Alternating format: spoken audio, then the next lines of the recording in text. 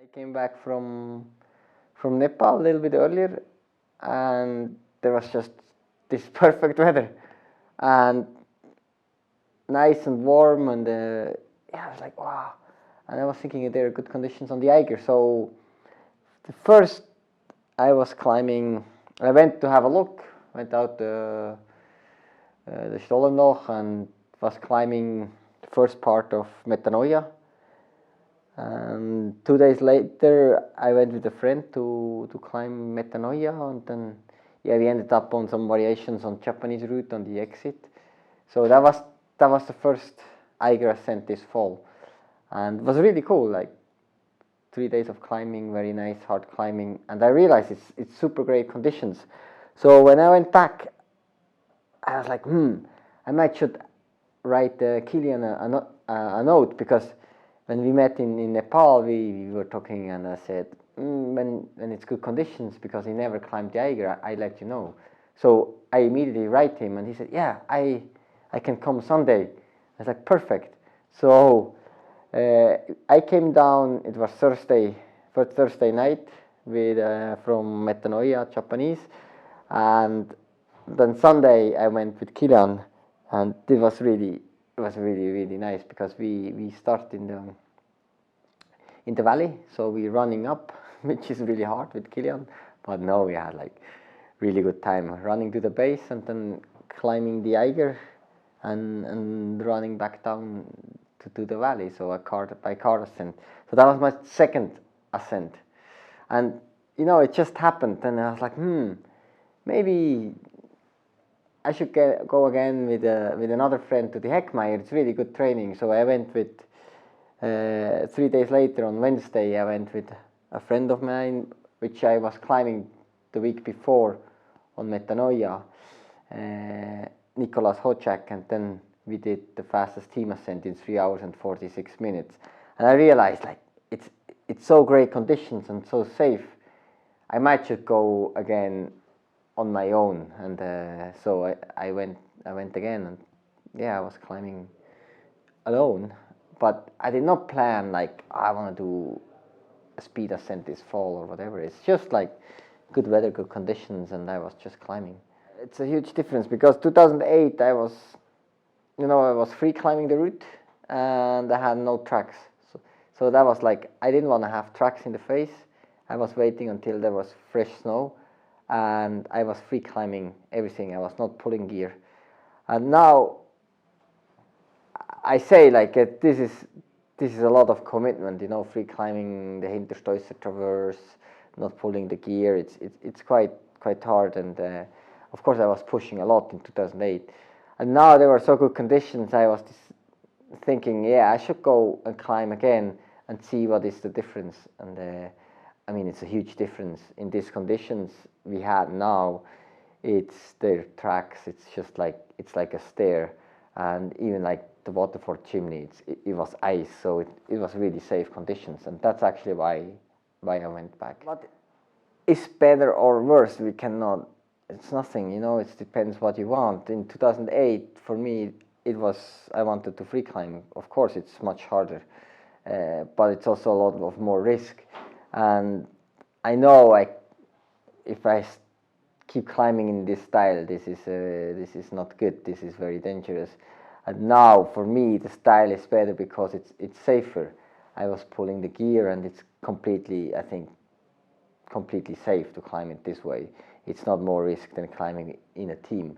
So for me now, it's kind of like where I want to go. I don't want to push too far. Annapurna, it's a different story. It's really hard to explain the thoughts about now I did on I think what I did now on Eiger is kind of like, it's never on the same level like I did on Annapurna or what I did in 2008. So it's a different game.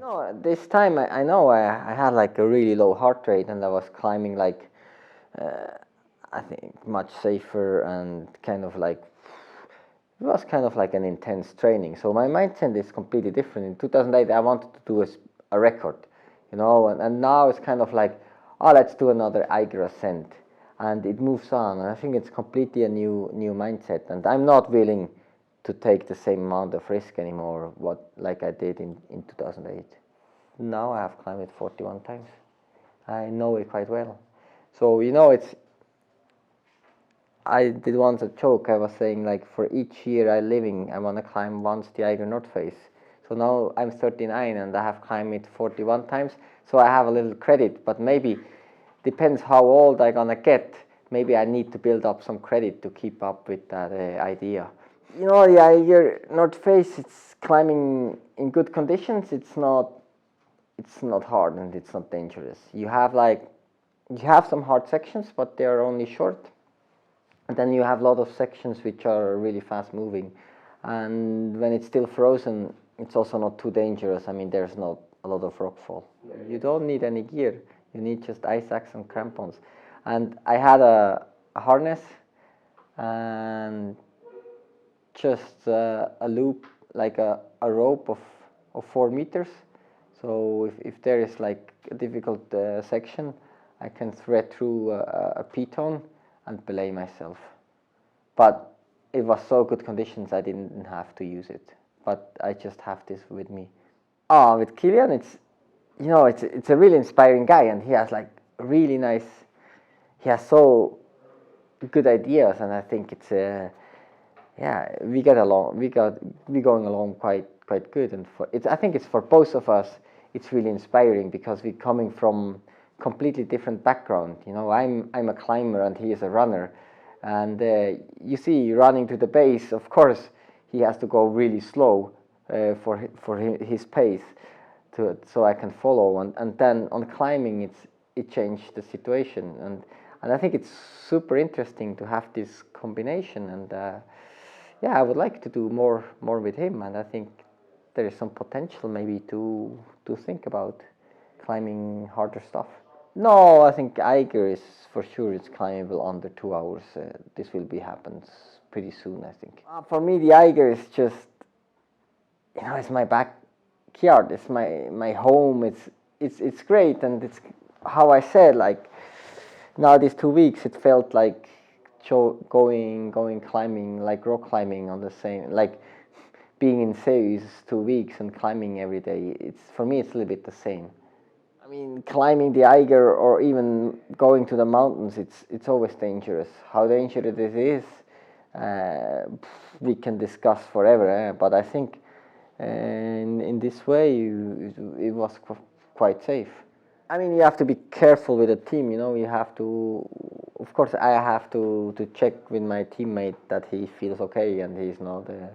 He does not move in a like too fast or too dangerous. And you have to talk to each other how fast you want to go and how you deal with like how much gear you want to clip in. And I mean, dealing with a team, it's different than climbing alone. In a team, the Eiger North Face is 3 pitches. You do running belays, and what you need is 16 quick draws and 30 meters of rope. You don't need more ropes because the hardest parts are maximum 30 meters.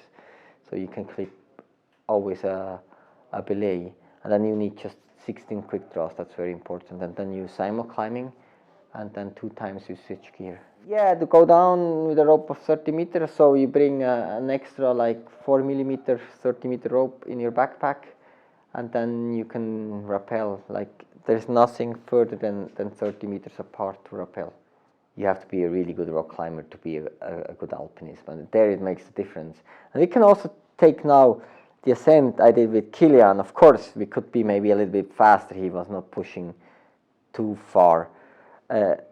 It took us 5.5 hours for the Eiger North Face, and I climbed with Nicolas 3 days later, so we had the same conditions, and it took us 3 hours and 46 minutes. And Nicolas, I mean, he does never have the endurance skills than Kilian has. So it shows like the technical skills in alpinism is really, really important, and it's a key point. I'm still in between 1,000 and 1,200 hours of training a year. It's as usual as years ago. I keep going. Training is I try to do every day. Usually I make 1 day a week I don't train. But yeah, sometimes it's hard. Like now in this period with all these side shows, it's really hard to get hours of training. But I did a lot of hours like the last 2 weeks. So now this week I take a little bit easier, and then next week I will do a lot of hours again. Training is kind of like, it's periods, and you always have to adjust. It's not always the same training. You always have to work on details, and you have to work on muscles. You do long endurance and you do short, like hard endurance. You cannot say like this is the training. It's like it's periods of training, which is really important. You just have a certain amount of time you can train. You cannot train 24 hours a day. That doesn't work. So how you divide all this training between endurance and climbing, and I think there we still have some things to put together. Oh, I'm not crazy. The winter alpinism is too hard for me. It's too cold.